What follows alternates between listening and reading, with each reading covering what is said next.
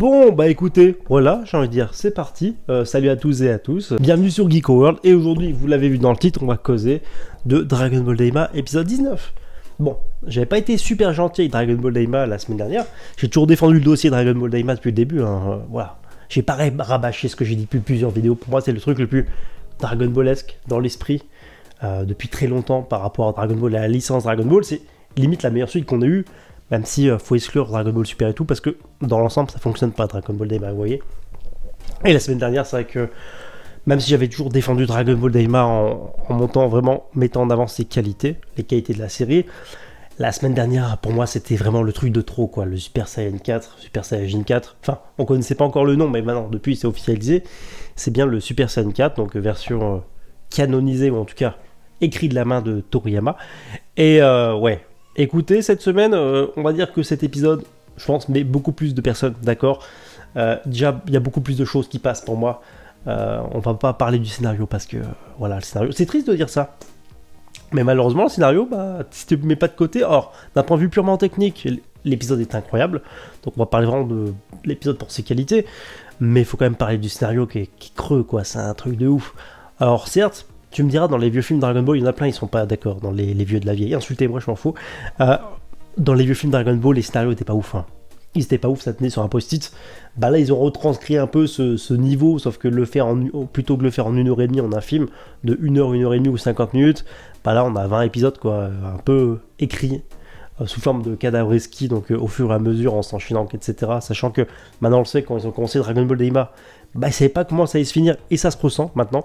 Ça explique pourquoi la série était assez contemplative, qu'il se passait pas grand chose, et que bah finalement ça prenait vraiment son temps, mais bon, depuis le début on était fixé. Mais c'est vrai que ça faisait depuis l'épisode 17 où tu dis ouais, 16-17 que tu ok, bon, comment ça va se terminer cette histoire. Et finalement on a eu la semaine dernière le Super Saiyan 4 qui a été balancé totalement comme ça, et moi j'ai dit non, totalement, j'ai pas kiffé, mais absolument pas. Le Super Saiyajin 4 pour moi, sous cette forme, donné gratuitement, sans vraiment l'esprit Dragon Ball, sans vraiment l'avoir mérité, tu vois, sans build-up derrière, en mode on nous le balance comme ça, tenez les fans, soyez contents, tenez, c'est gratos. Popcorn Coca, s'il vous plaît. Moi, j'aime pas le Dragon Ball Popcorn Coca, ok. J'aime bien la baston, forcément, je suis un fan de Dragon Ball, donc j'aime bien le Dragon Ball, les transformations, la baston. Mais pas que ça, il faut un fond, si vous voulez, il faut qu'il y ait quelque chose de pertinent derrière. Si quand t'avais des batailles dans Dragon Ball, dans tous les tomes, il y avait toujours un build-up, quelque chose, un cheminement, quelque chose qui amorçait ça, tu vois. On jetait pas comme ça le truc à la gueule, tiens, vas-y, c'est gratos. Tout l'esprit de Dragon Ball, faut pas oublier que c'est le manga qui a posé la base pour le shonen neketsu moderne tel qu'on le connaît à l'heure actuelle. C'est un peu Dragon Ball qui a défini ça, avec d'autres titres bien sûr, mais Dragon Ball c'est vraiment le titre qui a posé vraiment le béton, je veux dire les fondations du shonen neketsu tel qu'on le connaît, tel qu'on le conçoit aujourd'hui. C'est quand même assez ironique que maintenant, en fait, tout cet esprit shonen neketsuesque, dépassement de soi, l'entraînement, on va se donner à fond, on est au sol, on se relève tout le temps, etc. Et ben en fait, c'est un peu effacé en mode, bah tiens, vas-y, on va vendre des figurines, donc tiens, hey, vous voulez le Super Saiyajin 4, on va vous le donner. Tenez, cadeau. Il y a un vrai problème avec cette série où tu sens que, ouais, de toute façon, depuis un moment dans la série, dans toute la licence Dragon Ball, ça fait un moment, tu le sens. Tous tes transfos ne sont plus mérités, ça sort tout du chapeau en étant plus ou moins justifié, mais tout est facile. T'as jamais eu autant de transformations dans Dragon Ball et dans toute la licence Dragon Ball depuis 2013, quoi. Battle of God, Fukatsu no F, série Dragon Ball Super, tu vois. On n'a jamais eu autant de transformations qui nous ont été balancées gratuitement pour certaines que depuis cette période-là. C'est vraiment le marché américain là qui est en train de prendre le dessus. Le marché américain, c'est un peu le popcorn Coca, tu vois, les films blockbusters américains, ça vient tout de là-bas, tu vois, tout ce concept. En France, on a encore ce concept de film d'auteur, etc. Tu vois, des mecs qui ont des vraies visions artistiques. Tout cet apogée, cette domination du box-office américain par rapport aux films, etc. Bah, c'était tout simplement dicté par les Américains et leur goût par rapport à ce cinéma-là. Le cinéma popcorn, le boom boom, on se pose pas trop les questions, tu poses ton cerveau et tu kiffes. Et malheureusement, le marché américain devient de plus en plus important pour la licence Dragon Ball. Et ça se ressent, quoi. Surtout sur les réseaux sociaux. Tu vois, les Américains, la semaine dernière, J'ai pas vu grand monde du côté des Américains qui gueulaient en disant merde, ça sort n'importe où cette transformation du Super Saiyan 4. Putain, t'as pas de build-up, t'as rien du tout par rapport à la version GT. Et finalement, on te ressort un Super Saiyan 4, voilà, tombé du chapeau. Et ça, pour moi, c'est pas du tout passé. Alors, l'épisode du jour, je l'ai bien kiffé, enfin du jour. Il est sorti vendredi, alors où je tourne cette vidéo. J'ai kiffé l'épisode. Vraiment, clairement, c'était un des épisodes d'un point de vue purement technique. Voilà, on va vraiment se baser sur le technique parce que, scénaristiquement parlant, il n'y a pas grand chose. Depuis 2-3 épisodes à analyser, tu vois. La série est assez simpliste dans son concept, mais j'adore le fait qu'on revienne un peu aux fondamentaux. Le Super Saiyan 1, 2 et 3, bon, pour Goku ou Vegeta, peu importe, sans surenchère, etc. Bon, la surenchère, on l'a quand même avec le Super Saiyan 4. Mais j'ai bien aimé ce fait que, ce truc-là où on redonne un peu, on redore le blason un petit peu des transformations classiques, tu vois, et qu'on remette vraiment leur puissance sur le devant de la scène. Et c'est ce que fait vraiment magistralement, de façon magistrale cet épisode, clairement. Vegeta brille, bon, il s'était cassé la gueule, mais pas humilié non plus. On a droit à quelques vannes autour de Vegeta. Honnêtement, c'est pas mal du tout. Et puis après, le Goku, on a le droit du grand Goku. Comme prévu, cet épisode, donc le vœu de Glorio, c'est que nos héros redeviennent adultes.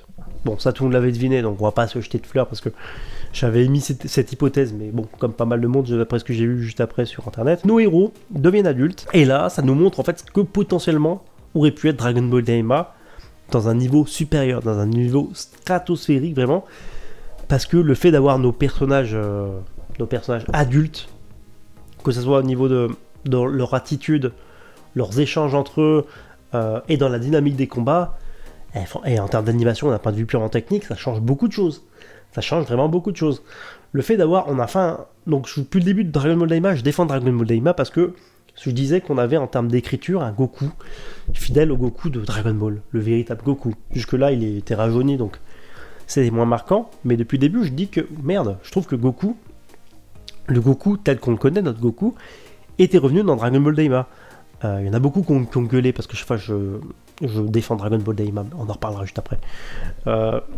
Mais moi je disais que voilà, on avait, pour moi, ce que je voyais, bon certes il y avait quelques blagues à la Toriyama, mais le Goku qu'on voyait dans Dragon Ball Daima était fidèle au Goku de Dragon Ball, plus que Dragon Ball Super où c'était Goku débile tout simplement.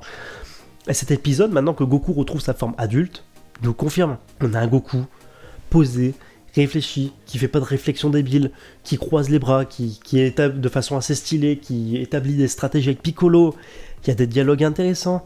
Bref, on retrouve vraiment ce Goku qu'on aime vraiment, un Goku vraiment à des kilomètres de Goku de Dragon Ball Super, même si j'aime Dragon Ball Super, je le répète. Il y a des défauts, mais il y a aussi des bonnes qualités. Et il y a des gens qui me critiquaient depuis le début pour ça, mais je suis désolé pour l'analyse de Dragon Ball Daima. Le Goku de Dragon Ball Daima, il est proche du Goku de fin de Dragon Ball. Tu vois, en termes de cohérence, en termes d'arc, l'arc en fait de Dragon Ball Daima se passe 6 mois après l'arc Majin Buu, il n'y a pas de fossé ou d'écart pour moi, il n'y a pas de trucs qui te disent wow, attends, il y a un problème d'écriture. Non, pour moi, on est clairement cohérent, et ça c'est vraiment bien. Et donc ça a vraiment fait plaisir déjà de revoir nos personnages adultes, profiter de l'animation, d'un point de vue technique et tout, de nos héros adultes, les revoir comme ça. C'est un peu frustrant parce que tu dis, bon bah la semaine prochaine c'est déjà fini, et j'aurais aimé avoir 3, 4, 5 épisodes supplémentaires avec nos héros, nos personnages qu'on aime, comme ça, super bien écrits, avec des bonnes interactions, pas de Goku débile. Mais bon, j'ai envie de dire, c'est mieux que rien, voilà, vaut mieux tard que jamais. Mais en tout cas, voilà, c'est un truc que je voulais mettre en avant. Nos personnages, nos héros sont de retour sous leur forme adulte. Et c'est vrai que ça fait passer la série dans un niveau supérieur. On le ressent clairement. Voilà, aussi bien d'un point de vue écriture, que de mise en scène, que d'animation. Voilà, vraiment, tu le ressens à tous les niveaux. Et ça faisait plaisir parce que tu avais l'impression de voir du Dragon Ball à l'ancienne. Bon, même si on met à part le scénario qui est... C'est pas très profond, mais peu importe. Premièrement, première partie du fight. Donc Vegeta versus... putain, j'ai oublié... Goma. Putain, j'ai oublié son nom. Il est tellement pas marquant ce personnage que j'ai oublié son nom. Versus Goma. Et bah écoutez, je trouve que... Là, pour le coup, ça fonctionnait. Parce que c'était pas forcé. On avait déjà vu le Super Saiyan 3 de Vegeta. Que j'avais apprécié. Que ça soit aussi bien sur le fond que sur la forme. Ça va étonner des gens, mais c'est un truc qu'on attendait, qu'on supposait que ça existait, en fait, depuis des années, mais on l'avait jamais vu écrit de la main de Toriyama. Et donc là, c'était cool de le voir sous sa forme adulte. Ça me paraissait évident quand je les ai vus reprendre forme adulte, mais ça faisait extrêmement plaisir, et pour moi, ça fonctionne. Voilà.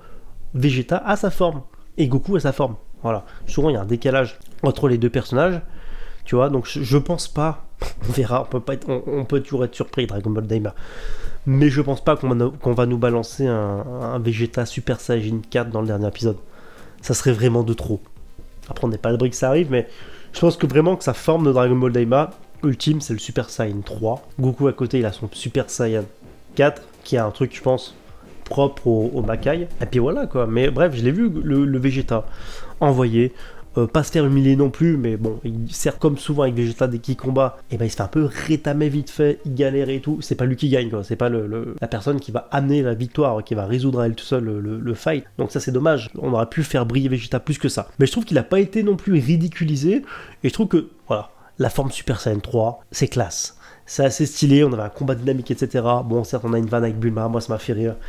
Il y en a qui ont gueulé comme souvent, mais je trouvais que la vanne était assez drôle par rapport à Bulma, par rapport à tout ce qu'on a construit autour de Vegeta et ce ressort un peu comique qu'on a depuis le Battle of God. Encore une fois, ça ne sauve pas le scénario, mais le fight était plaisant. Et puis ensuite, après, donc, on a eu le moment mémorable avec Goku. Et là, j'ai envie de vous dire, du très grand Goku. Vraiment, l'âge d'or de Goku, du Goku à l'ancienne, vraiment, qui revenait. Et là, on a eu, je pense, une des séquences les plus incroyables de tout Dragon Ball.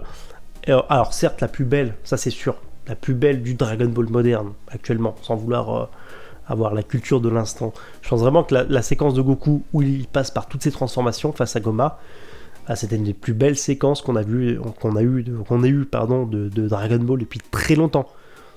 J'englobe vraiment toute la licence, Dragon Ball GT, Super, les films, etc. Même si c'est vrai qu'il était assez magnifique. Et dans un autre style, Dragon Ball Super Broly. Mais là, par contre, ouais, du caviar, quoi. Du caviar. Franchement, pour les yeux, c'était incroyable. Et c'est vrai que même si tu sens que c'est purement démonstratif, le fait de voir Goku avec une animation à couper le souffle, passer sous toutes ces transfos, Super Saiyan 1, 2, 3, déjà le 3, tu sens vraiment toute l'échelle de puissance. Et t'as l'impression que par la mise en scène, t'as l'impression que le Super Saiyan 3, qu'il est plus puissant limite qu'un Super Saiyan Blue dans Dragon Ball Super. Vraiment d'un point de vue purement graphique et de mise en scène. Parce que là, vraiment, tu vois le Goku passer en Super Saiyan 3, tu vois que ça rigole pas. Et on n'avait pas vu un Goku Super Saiyan 3 aussi puissant depuis très longtemps. Hein.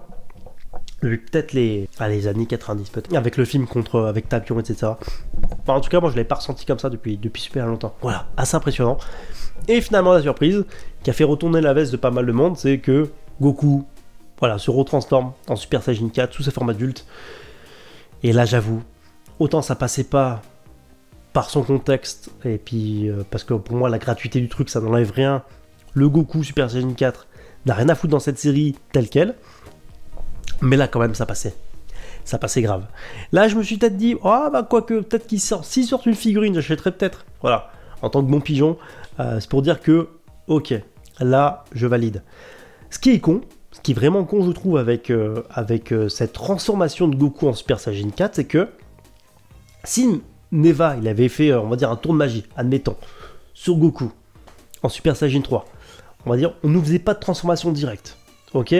Goku nous faisait le part d'un changement d'état en lui, qu'il ressentait, donc tu faisais pas de transformation en Super Saiyan 4, à la place tu le laissais en Super Saiyan 3 tout pété, et tu nous faisais le même épisode avec l'apparition du Super Saiyan 4 du coup, de cette façon, à la fin de cet épisode, là ça aurait été plus stylé.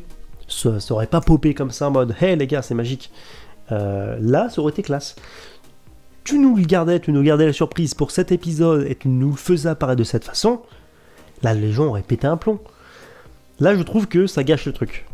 Alors, encore une fois, scénaristiquement c'est facile, ça sort de nulle part. C'est magique, ok. Mais quitte à le faire en mode solution de facilité, on aurait dû l'avoir comme ça, pour la première fois. Et là les gens auraient pété un plomb. Et là, c'est vrai, j'avoue que le Goku Super Saiyan 4 comme ça était stylé. Bon, certes, tu le vois à 15 secondes, 20 secondes, mais c'était stylé. Pardon, je tousse. Donc, c'est mon grand regret. Ils auraient dû le garder, vraiment, pour l'épisode 19, apparaître à ce moment-là. Tu nous faisais apparaître comme ça, et bah c'était beaucoup plus stylé. Amené comme ça que, voilà, encore Goku qui était au sol, bam, il se transforme, et puis fin du bal, quoi, c'est magique. Surtout que là, en termes d'échelle de puissance, depuis que nos héros ont récupéré leur corps, d'adultes, ça n'a rien à voir. Vraiment, l'échelle de puissance n'a absolument aucun sens dans cette série, mais bon, peu importe. Voilà. J'ai vu que cet épisode avait fait le terme, c'est quoi ? Retourner leur veste à pas mal de monde. Ouais, c'est vrai que beaucoup de monde qui critiquait, j'ai vu quoi, des gens que je suis un peu sur Twitter, genre Susucre et tout. J'avais échangé un petit peu avec lui sur Dragon Ball Daima il y a quelques semaines. Les gars, ils étaient méga contents de l'épisode, tu vois. T'as l'impression que ça faisait oublier toutes les critiques qu'il y a eu il y a 8 semaines en arrière, quoi. Je dirais pas que les gens retournent leur veste, c'est juste que tu peux toujours changer d'avis, quoi. Voilà, il y a que les cons qui changent pas d'avis. Je pense que c'est le cas. Pour moi, l'épisode, ça retire rien le fait que l'épisode de la semaine dernière, c'est une catastrophe. Qu'on a eu des épisodes de merde, mais que Dragon Ball Daima est une très bonne série. Je redéfends encore. Pour moi, c'est le truc le plus Dragon Ball S depuis longtemps. Ça forme vraiment une boucle avec le tome 42 de Dragon Ball et le premier tome de Dragon Ball. Voilà, c'est vraiment la transition. Il y en a qui m'ont insulté dans les commentaires ou sur les réseaux parce que j'ai osé dire que Dragon Ball Daima, j'aimais Dragon Ball Daima et que pour moi c'était un tout cohérent. Mais alors là, par contre, je vais dire des insultes parce que je suis toujours un peu gentil, maîtrisé et tout. Mais allez vous faire foutre, sans déconner. Ceux qui me cassent les couilles dans les commentaires, parce que j'en ai plus rien à battre. Et franchement, ceux à qui ça plaît pas que je dis que j'aime bien Dragon Ball Daima, désabonnez-vous, cassez-vous les gars. Moi, je m'entends pas d'en fait des abonnés. Enfin, pas que je m'entends pas du public. Mais les gars, t'es pas content. Il y en a qui sont pas ouverts d'esprit quant au fait que moi je puisse aimer un truc qu'ils aiment pas. Parce qu'il y en a, ils pensent qu'ils ont la vérité vraie et que voilà. Moi, ça n'engage que moi, ce n'est mon avis. Moi, dans mes reviews, je vous partage mon avis, ma vision. Voilà. En fait, vous avez le droit de pas être d'accord. Donc, il y en a qui sont offusqués, genre en mode énervé, ils s'étaient vexés, comme quoi j'avais osé dire et affirmer que Dragon Ball Daima, c'était fidèle à Dragon Ball. Mais allez vous faire foutre, sans déconner. Ah, parce que là, je règle mes comptes, parce que je l'ai pas fait encore en vidéo. Faut vraiment aller vous faire foutre, les gars. Parce que faut vraiment être un immense connard. Ah ouais, cette vidéo va être censurée, mais peu importe. J'ai jamais parlé comme ça dans la vidéo, mais peu importe. Faut vraiment être un immense connard pour déjà pas concevoir que quand je fais une review, t'as le droit de pas avoir le même avis que moi. En fait, c'est le but des reviews. C'est quand on échange nos avis, moi je vous donne mon point de vue, t'as le droit de pas avoir le même, peu importe. Mais faut vraiment être un immense connard pour arriver, faire le malin, dire je me désabonne parce que t'es qu'un con, parce que t'affirmes une chose. J'affirme rien du tout dans mes vidéos. Je vous partage mon point de vue, c'est mon ressenti, c'est purement subjectif. Vous êtes d'accord, c'est cool. Vous êtes pas d'accord, c'est cool aussi. Mais genre le respect, ça n'existe pas. Il y en a vraiment, c'est des cons quoi. La licence Dragon Ball fait oublier le cerveau. Les gens ils posent leur cerveau, quoi. Ils réfléchissent plus. C'est un truc de fou. Donc oui, pour moi, Dragon Ball Daima, encore une fois, c'est sûrement le produit dérivé depuis très longtemps le plus fidèle par rapport au Dragon Ball d'origine. Pour toutes les raisons que j'ai déjà évoquées dans toutes mes vidéos. Si vous n'êtes pas content de mon point de vue, parce que ça n'engage que moi, je dis pas que c'est la vérité, je l'affirme pas. C'est mon point de vue, c'est mon ressenti. Si vous n'êtes pas assez ouvert d'esprit pour l'accepter, ou accepter le fait qu'il y ait quelqu'un qui ait une vision totalement différente sur un sujet, sur un film, sur une œuvre, un bouquin, ce que vous voulez, allez vous faire foutre. Voilà, c'est tout ce que j'avais à dire. Bref, j'ai apprécié cet épisode. Vraiment, un épisode grandiose, mémorable. Un des épisodes de toute la licence Dragon Ball les plus incroyables qu'on ait eu. Je dis pas que c'est le plus incroyable, mais je pense que voilà, tu fais un classement des 10 épisodes de toute la licence Dragon Ball, t'englobes tout, Dragon Ball Daima, les films, etc. Tu fais un top des 10 séquences les plus mémorables de toute la saga dans son intégralité. Je pense que clairement, on va peut-être pas mettre premier, certes, mais je pense que clairement cette séquence est dans le top 10, largement. Et ouais, c'était une vraie claque d'un point de vue technique. J'étais comme un gosse devant la télé. Alors oui, c'est malheureux parce que on en oublie le scénario, quoi. Le scénario n'existe pas. C'est triste d'en arriver là. Parce qu'on est content d'un point de vue technique, on est tous en mode waouh putain c'est incroyable.